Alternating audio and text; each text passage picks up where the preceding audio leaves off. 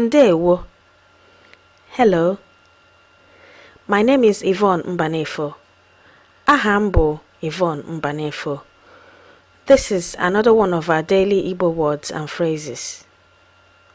Today's Igbo word is Ekeresimesi.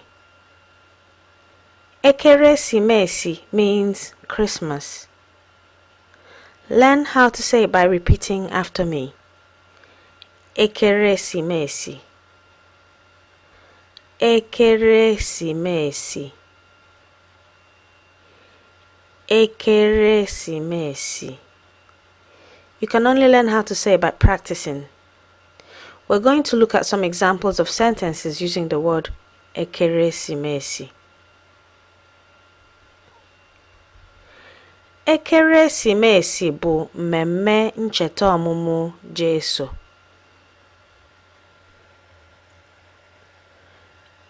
Ekeresimesi bụ mmemme ncheta ọmụmụ Jesu.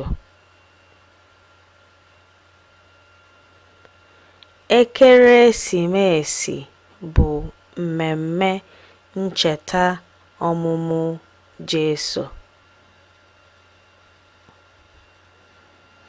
Nna ekeresimesi a ji mgbịrịmgba.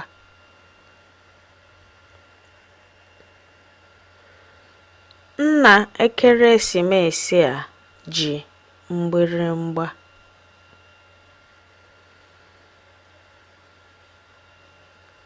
Nna ekeresimesi a ji mgbịrịmgba.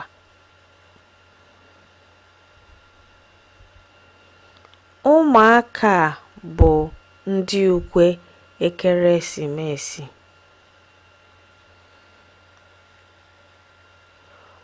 Ụmụaka a bụ ndị ukwe ekeresimesi. Ụmụaka a bụ ndị ukwe ekeresimesi. Onyinye ekeresimesi juru n'akpa a. Onyinye ekeresimesi juru n'akpa a. Onyinye ekeresimesi juru n'akpa a. Nke a bụ osisi ekeresimesi.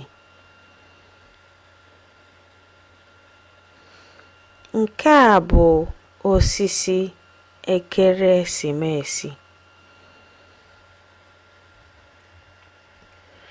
Nke a bụ osisi ekeresimesi. Ekeresimesi. Ekeresimesi. Ekeresimesi. Abum Yvonne Mbanefo. I'm Yvonne Mbanefo, and this has been one of our Igbo words and phrases. Komesia. See you later. And Merry Christmas. Ekene Ekeresimesi.